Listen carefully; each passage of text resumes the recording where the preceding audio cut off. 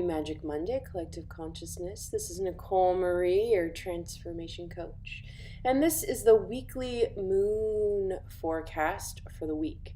Why do we work with the moon? Why is the moon important?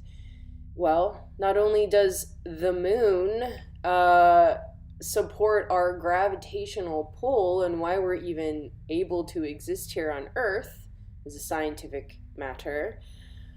Also, how we, in our matriarchal system, not that long ago, lived our life by the moon, meaning that we harvested, we planted, we seeded, we cultivated, and had a better relationship to nature.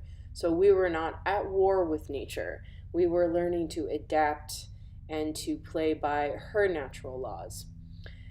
Also, the moon represents our subconscious. So the moon shows the archetypal patterns that influence our everyday life. Now, so many people understand the significance of the moon, and there's a whole other part of the world that thinks that the moon is insignificant. Well, this just again reinforces that the masculine world keeps denying the importance of the feminine. Now, I just want to share briefly with you that recently I was doing some work for a startup company, and the CEO pulled me aside and told me that he discovered I had my own Moonwork podcast. And instead of congratulating me and curious on, why this works or impacts others and why I love it so much, he assumed that I was this new age hippie and, just discovered the moon. And that he thought because I believe in the moon, that I have random thinking, that I think random thoughts and I couldn't be controlled. Now, this baffled me. For one, I was not going to start having to validate my belief system with another, because I'm not trying to force my belief system on him, nor am I with anyone else. I'm offering tools that you can use or not use. These are tools that have been with us since mankind, humankind, womankind have existed on Earth. We've always worked with the cosmos and the stars and the planets. The moon has been our most significant partner. So, to go back to this situation, a week later I was no longer working with the CEO because he basically held proof that he wants to believe in the scientific data realm, and that ultimately he doesn't want someone like me to have any sort of leadership or management in his company, because he felt, my beliefs would then impact others in the office or in the project. So ultimately, I have to say, during Saturn retrograde. It was the exact moment Saturn went retrograde, and it's all in my first house. So I was not only facing past life karma, because this other soul that was a CEO was an old mirror for me. Now, so many people on that day came up to me, because it was also the time of Beltane, and I was doing a Beltane ritual for an incredible group of individuals, and everyone came up to me and Nicole, what is going on right now? It's like, Saturn went retrograde. They're like, oh my goodness, that's exactly what's going on. And there's a sense of relief in all of them, which for me, being persecuted for about an hour about my belief systems and why they're either valid or invalid for his company, was brutal. It was the first time in my life where I realized, by me having these witchy beliefs or believing in, I just thought the moon was common sense. I just was like, yeah, of course it has an impact. Why do I even have to explain this? It's of course scientific. There's so much scientific proof. The tides, it's really not something that I feel like I even need to go into with someone, but because he was so against it. But I also had to let him understand that I grew up this way. I was born in Alaska with Native American stories where, we believed in the myth and the land and the gods and the goddesses and the animal spirits, and everything was alive. So, of course, the moon is alive, and of course, I have a relationship with Grandmother Moon. She's the wisest one of all. And then I go to Hawaii, and they live by the moon cycles. They still to this day plant and harvest and work with their 13 moons. They have their own spirit guides with each lunar cycle, and is a huge part of their culture and traditions. So, of course, I grew up this way, and him wanting me to be more data analyst or scientific with my beliefs, it had nothing to do with my work ethic, because I was the most incredible worker there. I was always asking questions, always pushing, always training, always getting the most out of what was given to me. So why I'm telling you this story right now is that we're all being pressured. We're all being asked from our outside experiences is, what is our truth?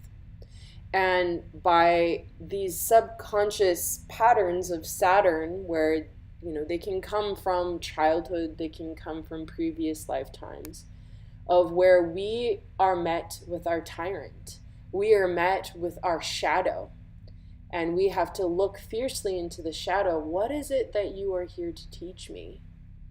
And I won't go more into my own story, but I want to open it up to, what is it that you are learning so fiercely right now? Are you having to pay too much money in medical bills? Are you struggling with trying to find work? What is it that is your obstacle? Because Saturn is our obstacle. He is our teacher. Sometimes that fatherly teacher that wants to discipline you and limit you. What are you learning about limitation right now? Is it making you look at your future of your artistic business? Is it wanting you to invest in yourself and your creative talents? They are powerful archetypes. Saturn, Pluto, South Node, they're all in Capricorn. We're all looking at old issues of power. And how do we embody the new power, which is the feminine power, which is not about manipulation or betrayal or brutality or tyrants. It's about deepening the connection with yourself and to nature. That is the only power that this world needs to remember. Because we all used to have it, and now we've forgotten it, and now it's time to return home to wholeness so we can continue this journey here on Earth. So thank you for that introduction, this new beginning of what we are learning. And so the reason why I wanted to bring that story in is that it's a very powerful week ahead of us. We start this Magic Monday with a Pisces moon, and there's a lot of aspects going on that day. So it might feel like a very intense day, really having to face some inner conflict in the outer world. On Tuesday, the moon moves into Aries until Thursday. Thursday, the moon will move into Taurus until Saturday. And on Sunday, the moon will slowly move into Gemini. And on the following week, we'll have a new moon in Gemini on actually next Magic Monday. So this week, always before a new moon, there is a shedding of the old. There is like, wow, this is no longer working for me. What do I need to do to change? Now, my biggest gift of doing this work is once I have the awareness whichever tool I learned it from, either going through a past life regression or, you know, doing work in relationship, working with a client, there's always, once I personally have an awareness about something that's not working in my life, only in that moment can I change it. Only in that moment can I develop a better relationship to it. So when we're saying, I don't know what's going on, I don't know, that's not going to help. We need to know, we need to have the awareness in order to make the change.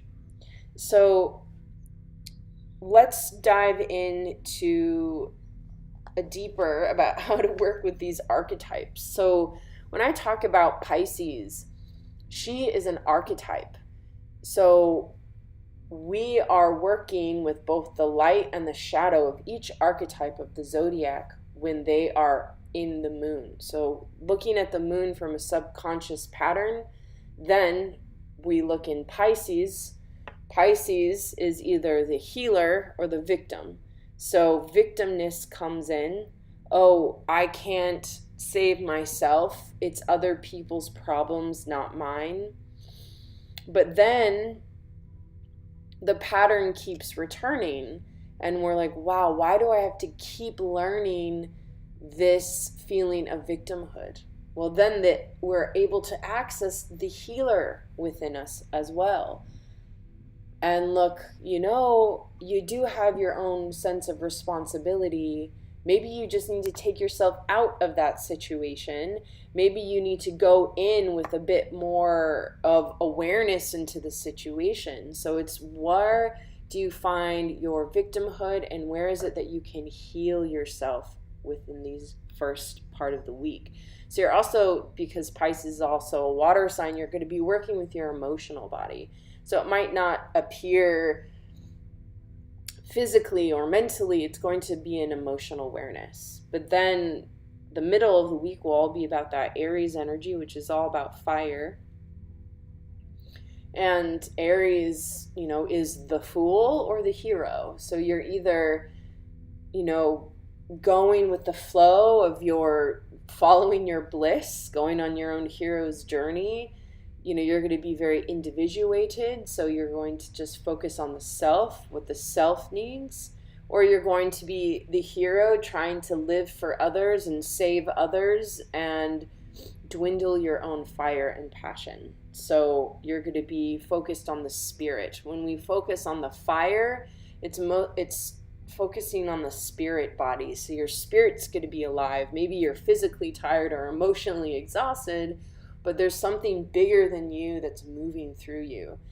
And you can dance between those archetypes of being childlike and curious about what is ahead. Now, also, because Chiron is in Aries, Chiron is the wounded healer, you know, our collective wounds of the masculine will arise. So maybe you have conflict at work with a more masculine energy. It doesn't even have to be a man. It could be a woman that's very masculine that you have conflict with.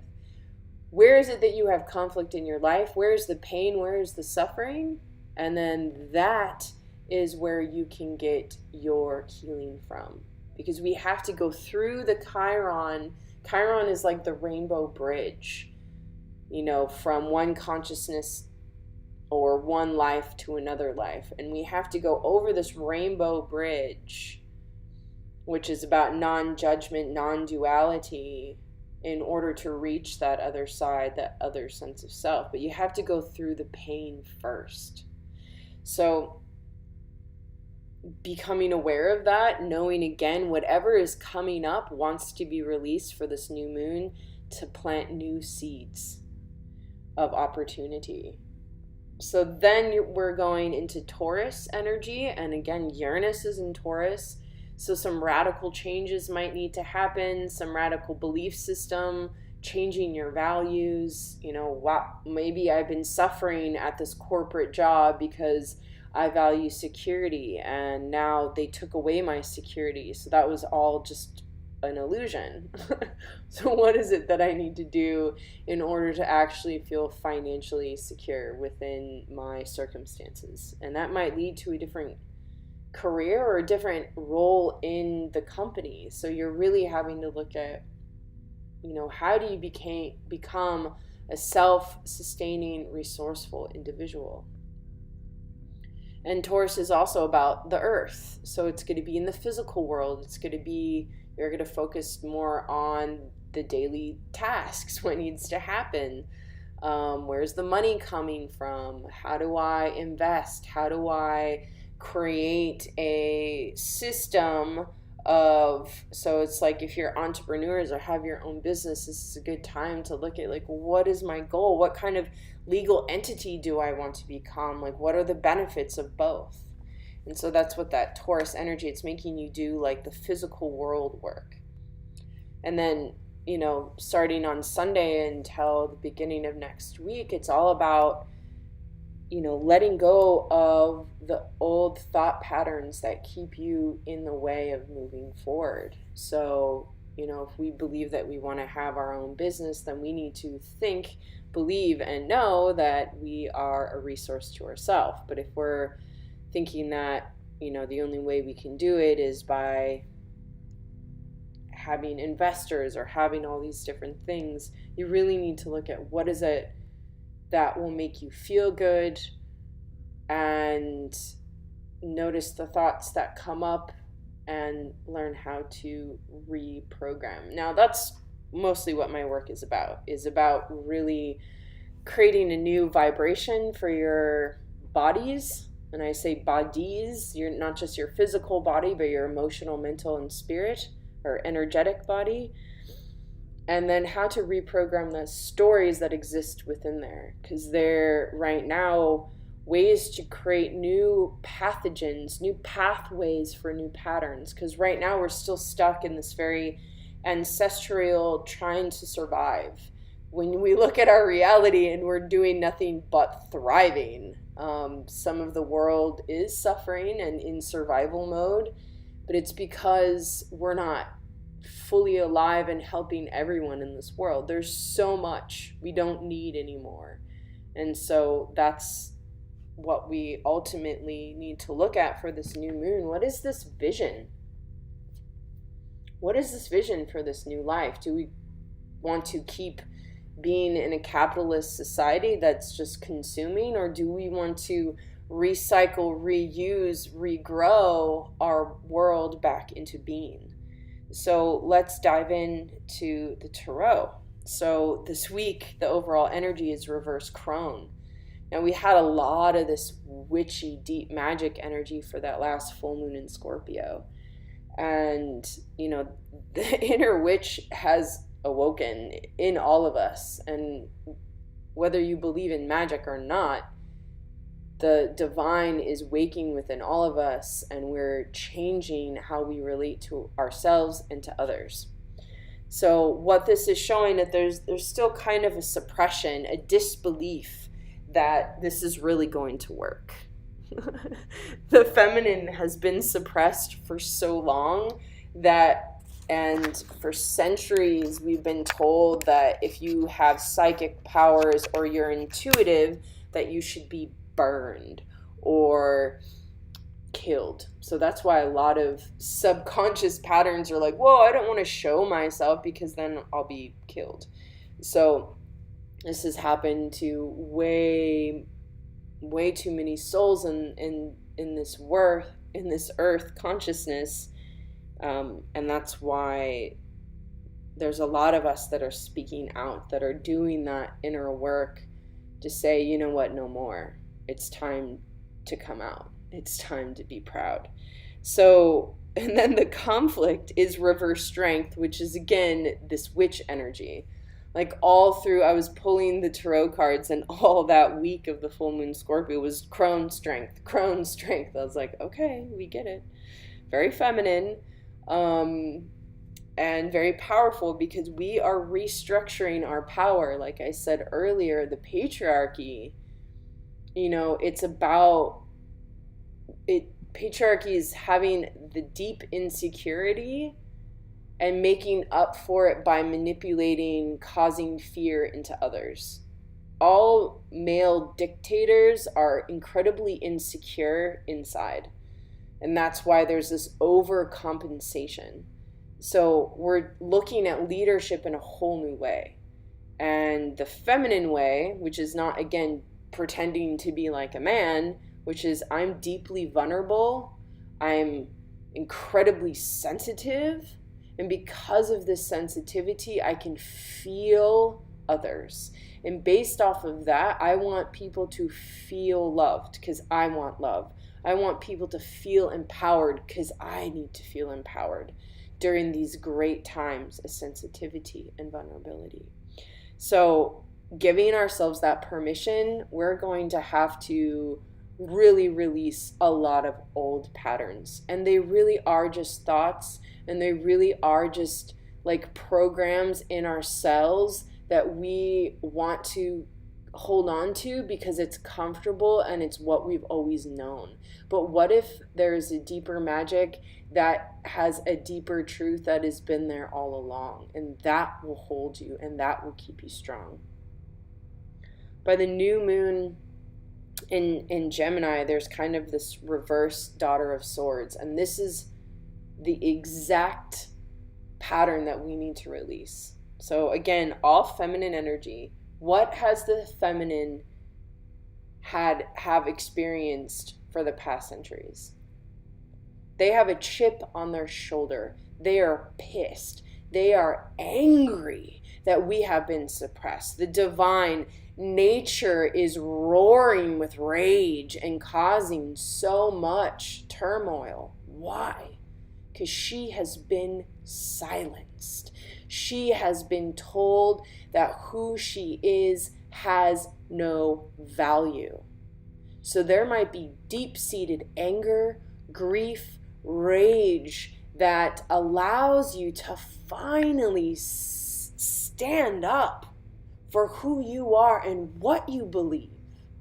And this is the time to speak it out loud. Gemini is ruled by Mercury, which is communicating for the gods, okay? Your godly higher self. What needs to be said? What do you need to be shared about your story of who you are? Where have you been suppressed? And how is it that you want to revolutionize your speech? Even write yourself a letter of saying all the things that you're angry about in the world. Because this anger, it's not about taking it out on others. It's not about making men feel belittled or worse for what they have done. They have done it out of ignorance. And we just need to educate everyone on how to honor each other, love each other, and specifically forgive each other. This is a powerful week. We are in a time of great transformation, dear ones. So, the goddess that will help guide us this week is Diana. And she is the high priestess. And she says, you have divine knowledge that can help others through your spiritual teaching. You are a human being. You are both physical, emotional, intelligent, and spiritual. However you define spirit, I define it as energy co-creating with the divine, with the cosmos. And that just means we are in the reflection of nature, which brings me to the unicorn magic. And she is the unicorn of nature. She says, ground yourself, find a sanctuary in nature, connect with the elementals. This is the way that we will call back our soul. Our soul feels lost. It's still stuck in the invisible world, banging on the door for us to welcome them home. And their home is within you. And why you feel abandoned and alone and scared is because you have locked out the invisible. You've told them, no, you do not know me or understand me, but the soul is the only thing in you that can love the way you need to be loved. Do not deny the invisible world anymore, for it is the invisible, the magic, the spirit of it all, that when we open back those doors and welcome them home, will we finally have a planet that feels like home. Thank you for tuning in. I give you lots of strength, power, and deep vulnerability during this time, and a reminder to return to nature and cry and plead and scream and do what you need to do, but know that you are loved for everything that you are. And I mean everything. The bad habits, the nasty thoughts, they're all for love. How can you find love more for yourself and for others? Now, dear ones, we are in a time of great transformation. So just know that I am a message away. You can learn more on how to contact me on my website, nicolemarie.eu, and shoot me an email, hello@nicolemarie.eu. Until then, blessed, blessed, blessed be.